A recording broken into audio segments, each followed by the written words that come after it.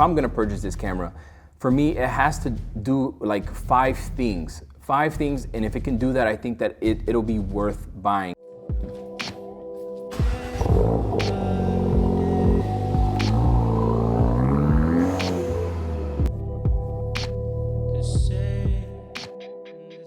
With the release of the Sony FX30, it got me thinking, and I'm filming with it right now in the 1118. Sony's gangster as hell. Like, think about this for a second. Just a couple of years ago, everybody was questioning, is Sony APS-C dead? We just assumed it was dead because since 2019, they released 17 full-frame lenses and only 4 for APS-C.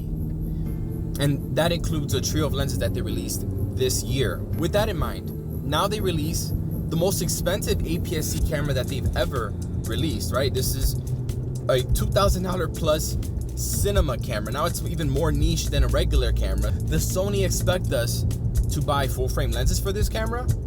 No, because what has happened in these past 2-3 years is that third-party manufacturers have been holding the weight of APS-C on their shoulders, carrying Sony. And Canon can actually learn a thing or two from this strategy. I surprised Diana with a little Starbucks. Hi, can I get a medium, a grande salted caramel cold brew? I'm gonna drop this off to Diana at work. See, this is how you show them that you love them. Love language.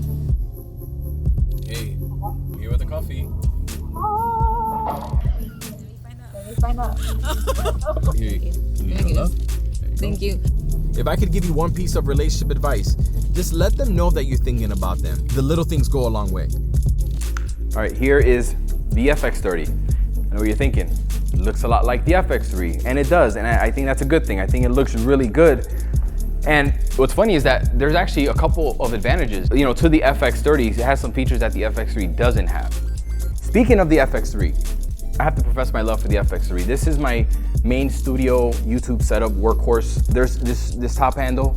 I love this top handle so much. For one, I can hook up this XLR audio. I got it boom to this mic. So basically, I'm getting that great quality audio baked into the video file. Now with firmware 2.0 with the FX3, which the FX30 has as well, I can preview LUTs as well as embed the LUT in the footage. So essentially, I could take the SD card out of the camera, plug it in the computer, and I don't have to color grade and I don't have to do anything else. It's all done in one shot. And the FX30 shares all of those features. So I can do the same thing with this camera. For me, workflow-wise, it makes a lot of sense. I do want to speak on this top handle really quick. So on the other side of the studio, I have an A7S III with a K3M module. So it does kind of the same thing as this does, but same kind of quality. The thing is that the K3M is not only $600, so it's gonna run you a pretty penny, but the K3M doesn't have any mounting points on it. So like if you wanna put this on the tripod or move it around the studio, there's nowhere to put a monitor on here. And that for me is a problem. So like I ghetto rig the monitor down here. And honestly, for me, I'd rather have this top handle because not only can you hold it, but you can mount a monitor on here. So I know a lot of people don't like the top handle because they feel like maybe it's not as sturdy. I've never had any issues with it. They sell reinforcement stuff for it, and you can mount a freaking screen on here. I think that's huge. I think this camera coming with this adds just a whole nother level of pro and workflow. I like it. So when looking at the FX30, again, there's a lot to get into. There's a lot to dig in here in terms of specs. But before I even do that, I guess for me is this camera worth it? And in my head, in my opinion, for me, like if I'm gonna purchase this camera, for me, it has to do 5 things. 5 things, and if it can do that, I think that it'll be worth buying, at least for me. The first one, does it have better color science than previous APS-C cameras, right? So I'm talking about the A6600, A6500. Oh, A6500 was terrible. So the A6400 was a little better. The ZV-E1 was the latest APS-C sensor from Sony. And again, it looks okay straight out of camera, but it's an 8-bit file. And the problem with that camera is that it doesn't match up with all of my studio cameras, right? So the A7S III, FX3. I can't shoot S-Log 10-bit 4K video, so it just doesn't work for me. And after shooting with the FX30 alongside the FX3 and even the ZV-E1, I did notice. So the colors, in the skin tones at least, for sure, they match up between the FX3 and the FX30. One thing I did notice, obviously, is the depth of field difference on the crop sensor, and also it's actually sharper. It's a 26 megapixel sensor, and it's downsampled from 6K. So the 4K actually looks sharper. I don't know if that's a good or bad thing. It could be either one for you, but in terms of color science, it does match up to these. At least from what I saw and how I shoot, it matches up. That's a good thing. The second most important thing for me is dynamic range. Can the FX30 match the FX3 in dynamic range? So what I did here yesterday, I stood right here, I'm in the shade, and I made sure that building back there was also just not like lost in the highlights. So what I did, I shot both cameras, FX30, FX3, same setting, same white balance, same everything. And what I noticed was there's a very slight difference, barely noticeable. And actually Sony's measurements are accurate, I think. So the FX3 is rated at 15 stops of dynamic range and the FX30 is 14. I can see that, but at the same time, it's hard to tell. They look the same. I kind of got tricked maybe by the depth of field a little bit. You do get more of that depth of field with, maybe that kind of tricked me, but you tell me, what do you think? I think it matched up really well, really close, and I think it passed that test, in my opinion. So they're stacking up pretty closely so far. All right, one of the other important things for me is rolling shutter. And this is not a secret. The A7 IV does not perform well with rolling shutter. And I tested it in full frame and APS-C mode just to kind of refreshen my brain here. And even in APS-C mode, because this camera can act as a little APS-C, it has a little, you can put an APS-C lens on here and use it as an APS-C camera. Again, there's a lot of rolling shutter at 4K 30. Everything just starts to turn to jello. The FX3 controls it really well. The FX30 also is, I'm happy that this does not have, I couldn't see any rolling shutter, to be honest. At 4K 30, it controlled it really well.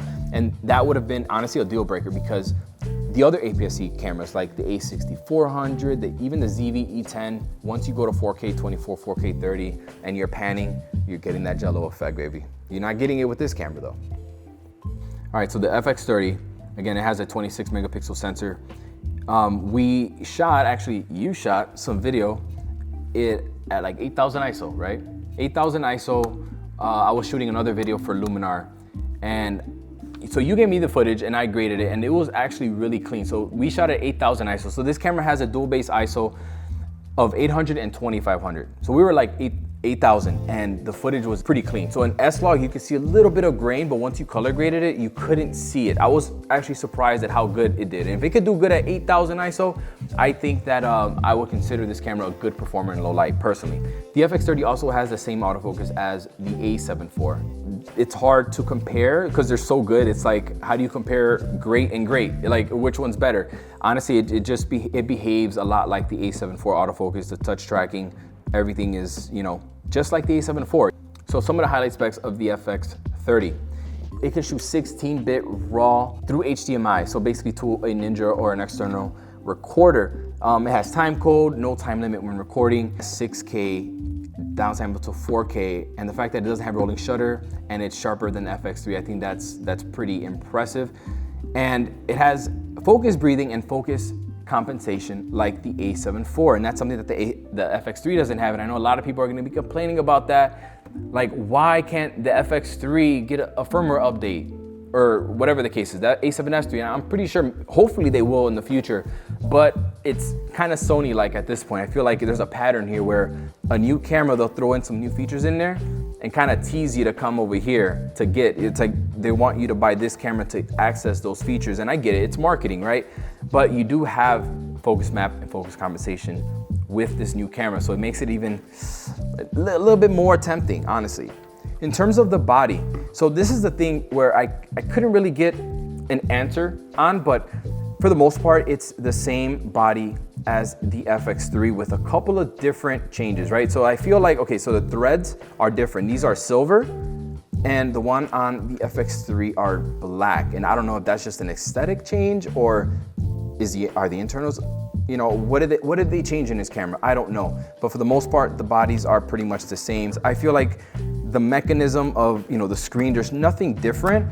The grip is a little different. I feel like on the FX30, it's a little bit more of that A7 IV texture, it's kind of, it feels more cheap, to be honest, you know? And I feel like the FX3 has more of like that A7S3 feeling where it's more, just feels more pleasant on the hand, right? So it's almost like they cheaped out maybe there a little bit.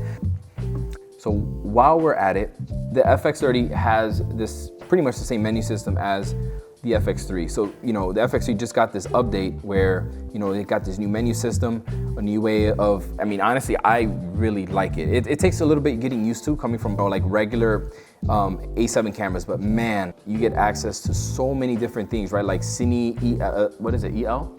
Yeah, Cine EI. And honestly, I haven't like fully understood. I've used it. I still need more time with it, but you have access to all of those cine features that I personally don't use. I mean, I'm just gonna be honest, I don't use it. I mostly film in here and stuff like that. But you have all of that as well with the FX30. So it's almost like if you're using this camera, you're gonna know exactly how to use this camera. There's not much different in terms of the menus and the touch, I mean, everything, yeah. So I was gonna just talk about the price, and I just got confirmation about the pricing of this camera, and I'm a little bit blown away. Okay, you're gonna see why. Without the XLR adapter, the handle, the top handle for the FX30, it is $1,800. Okay, let me get this straight. You get all the 10-bit 4K, you get 4K 120, 10-bit. You have pretty much all the same features, amazing autofocus. You know, in a sense, it's almost like you're just getting a smaller sensor, and you're getting, this camera's $1,800 and the FX3 is what, like $3,500, $3,700. So it's almost like half the price without the handle, which is crazy. $1,800 without the handle. I think that's almost the price of the A6600. It's like $1,500. So it's a little bit more than A66, and it would blow that camera out the water. And it's not like this camera can't take photos either, because it can, it's just not ergonomically made for it. But for $1,800 without the grip, and then with the grip, it's $2,200. So right there, they're charging you a $400 increase for the XLR grip, and the K3M, which is, in my opinion, inferior in the ergonomics of it, is $600. So you're getting a discount on that and a better grip. That's actually pretty crazy to me. That would have changed like the entire tone of the video, I think, if I knew that it was $1,800, because from what I've seen so far, it passed all of my tests. Color, dynamic range, the rolling shutter. I feel like this could really match up well with the FX3.